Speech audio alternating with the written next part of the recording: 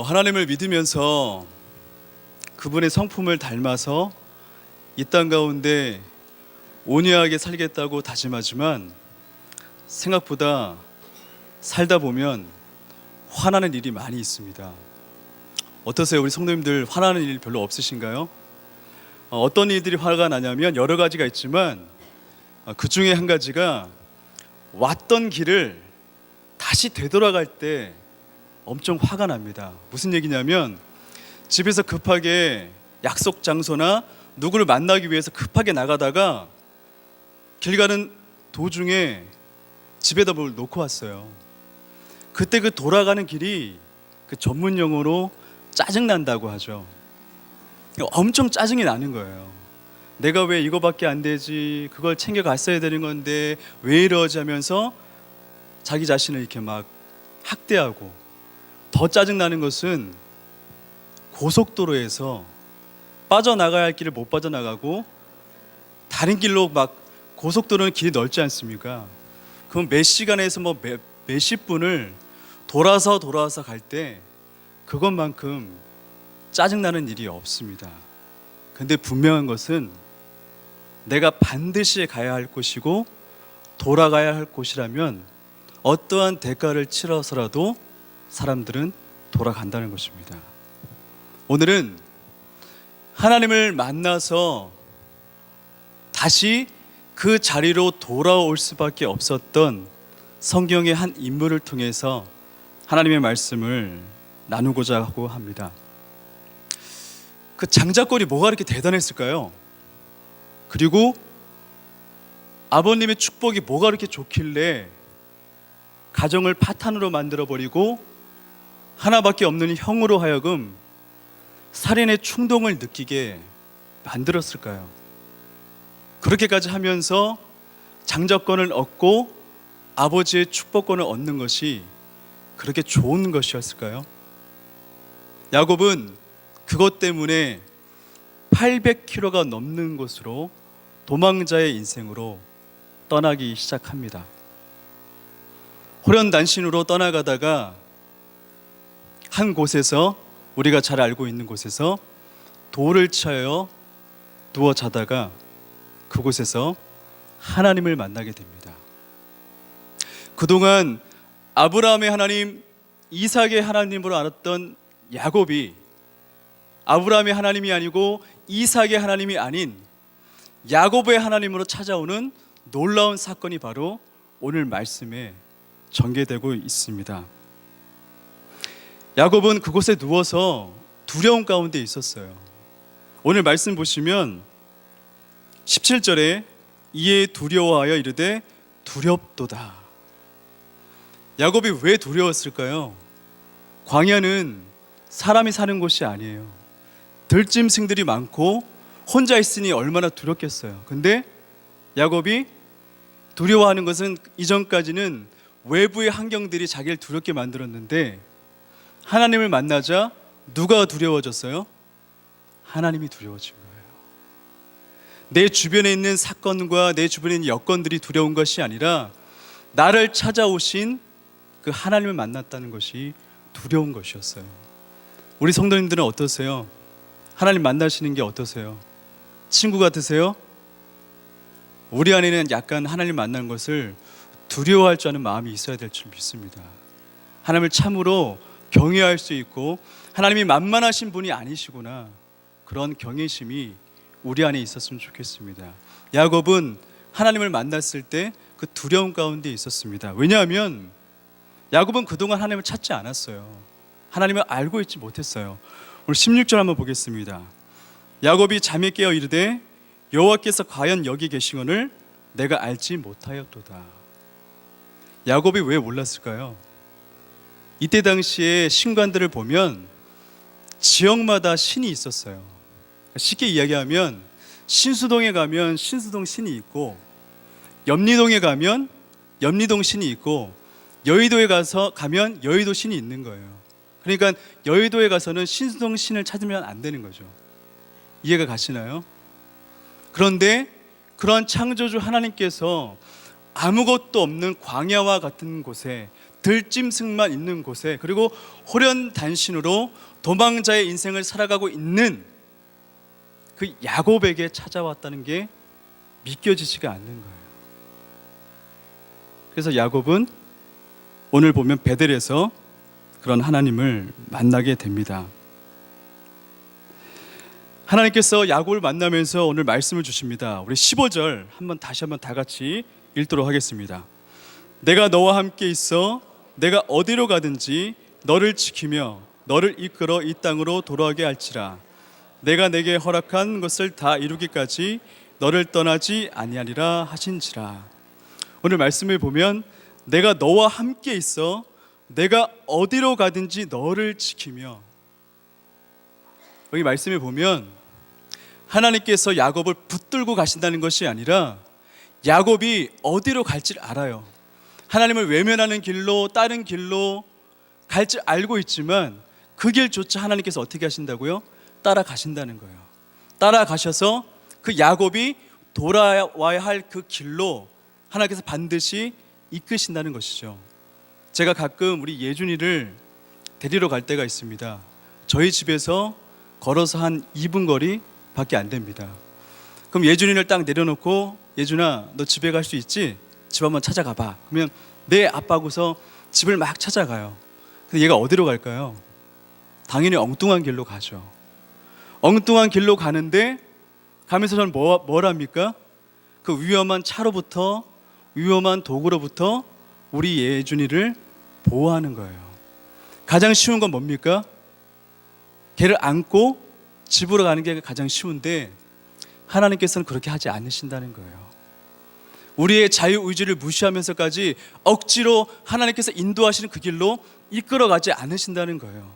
야곱이 비록, 우리 예준이가 비록 다른 길로, 엉뚱한 길로 오랜 시간 걸려서 간다 할지라도 하나님께서 어떻게 하신다고요? 지켜봐 주시고 그와 함께 하면서 결국 어떻게 하신다고요? 가야 할 그곳으로, 106동 1804호인가요? 제 집이? 거기로 이끌어 주신다는 것이죠. 그게 하나님의 은혜입니다. 하나님께서 억지로 그들을 이끌어가지 않는다는 것. 또 말씀해 보면 너를 떠나지 아니하리라. 여기서 떠나지는 어떤 말씀이냐면 포기하지 않겠다는 거예요. 다른 뜻은 버리시지 않겠다는 거예요. 엉뚱한 길로 가니까, 외면될 길로 가니까 내가 너를 버리고 다른 사람들 선택하겠다는 것이 아니라, 네가 비록 어리석고 모자르지만 네가 가는 그 길을 내가 끝까지 함께하면서 너를 버리지 않고 너를 포기하지 않고 너와 함께 하겠다는 거예요. 그래서 야곱이 창세기 47장 9절에 뭐라고 얘기합니까? 험악한 세월을 보냈습니다. 예수 그리스도 안으로, 하나님 안으로 돌아오는데 그 험악한 세월을 보냈다고 야곱은 고백합니다. 그 험악한 세월 가운데 누가 함께 하셨어요? 하나님이요. 절대로 떠나지 않고 그 야곱을 보호하시면서 그 야곱이 먼 길을 가고 수십 년이 되는 길을 돌아갔지만 그 야곱을 끝까지 붙드셔서 돌아와야 할 이곳으로, 그 베델로 하나님께서 다시 부르신다는 거예요. 하나님께서는 수십 년, 수백 년이 된다 할지라도 택하신 백성들을 와야 할 자리로 부르십니다. 400년 동안 애굽 땅에서 종살이하던 이스라엘 백성들, 하나님께서 그의 울부짖음을 들으시고 젖과 꿀이 흐르는 가나안 땅으로 그들을 인도해 내십니다. 40년 동안 광야 생활, 열이르면 갈 수 있는 그 가나안 땅을 하나님께서는 40년이나 되는 그 시간을 통해서라도 그들이 하나님 품으로 돌아온다면, 그들이 하나님을 경외한다면 그들을 이끌어내십니다. 바벨론 70년 포로 생활 동안 그들이 한 것은 아무것도 없습니다. 아이를 낳으며 집을 지으며 그 이방 땅에서 살았는데 하나님께서는 그들을 외면하지 않으시고 버리지 아니하시고 그들을 다시 불러 돌아와야 할 그 길로 인도해 내셨습니다. 하물며 모르드게와 에스더는 자신의 민족 땅으로 돌아오지 않고 그 땅에서 안주하고 싶어서 그 땅에 자기 민족의 이름도 얘기하지 않고 그 땅에 머무르고 싶어 하셨는데, 하나님께서는 그 이방 땅에 있는 그들조차 버리지 아니하시고 불임절이라는 절기를 통해서 죽으면 죽으리라는 그 말씀의 고백을 통해서 그들에게 신앙을 회복시키고 그들을 하나님 품으로 다시 불러들였습니다. 하나님께서 우리를 창조하신 건요, 우리를 미운 오리로 만들어 놓고 너희가 하나님을 믿으면 저 하늘을 유유 나르는 독수리와 같이 만들겠다 말씀하지 않으셨어요. 하나님께서는 우리를 애초에 독수리와 같이 만들어 놨는데 우리가 미운 오리 새끼처럼 땅만 보고 살아가고 있는 거예요. 그러니까 하나님께서 부르시는 거예요. 돌아와라, 돌아와라. 너희들이 있어야 할 자리는 그곳이 아니고 너가 있어야 할 곳은 그 땅이 아니라 하나님 품 안이며 저 하늘을 바라보며 저 창공을 날아보며 그 맹조와 같이 유유히 나르는 독수리와 같이 살라고 하나님께서 우리를 부르셨습니다. 그 부르심을 아시고 우리가 돌아가야 할 그 자리를 반드시 아시는 우리 성도님들 되셨으면 좋겠습니다. 반드시 돌아가셔야 됩니다. 왜냐하면 그곳에는 우리의 생명과 영혼이 달렸기 때문입니다. 그 돌아가는 길이 너무 멀고 힘들고 어렵고 눈물이 나고 하나님 전 너무 멀리 온 것 같아요. 다시 돌아갈 수 없을 것만 같아요. 그런 생각이 들지라도 우리는 반드시 돌아가셔야 됩니다. 왜냐하면 하나님께서 포기하지 않습니다. 험악한 세월을 보냈다고 고백하면서 이끄시더라도 하나님께서는 택하신 백성들을 어떻게든 돌아와야 할 자리로 부르십니다. 에베소서 교회를 보십시오. 하나님께서 에베소서 교회를 이렇게 칭찬하십니다. 너희의 헌신과 수고와 인내와 거짓 사도들을 드러내고 악한 자들과 함께하지 않고 예수 그리스도의 이름으로 견뎌내고 참아낸 것들 내가 다 알고 있다. 하지만 너희가 한 가지를 잃어버렸다. 그것이 무엇입니까? 처음 사랑을 잃어버렸다. 너희가 만약 돌이켜서 회개해서 돌아오지 않으면 그 촛대를 옮겨놓겠다고 우리 주님께서 말씀하셨습니다. 그러니 우리는 어떠한 대가를 치르셔라도 돌아가셔야 됩니다. 연어는 자기가 태어난 곳으로 다시 돌아갑니다. 하지만 돌아가면서 참 많이 죽습니다. 근데 역설적으로 그렇게 죽어야 살 수가 있습니다. 그러니 돌아가셔야 됩니다.